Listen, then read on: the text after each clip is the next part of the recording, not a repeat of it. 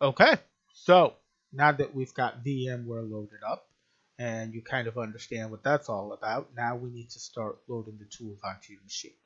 First one is going to be Kali Linux. But before we get into the actual installation of the product, let's talk real high level what it is, okay?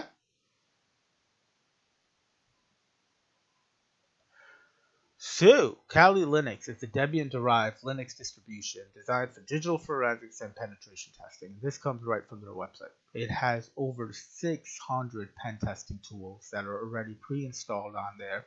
You are going to have to do an update because you got to keep in mind it's going to be a static image that you download, but the tools are all there.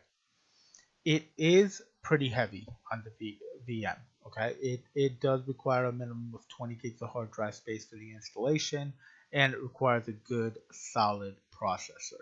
So just keep that in mind as we go through this installation. If your machine is not beefy enough, then maybe that's another conversation we need to have. But today's machines, for the most part, they can handle it. You might see a little lag if you don't have the right video card and things like that, but for the most part, you should be able to get there.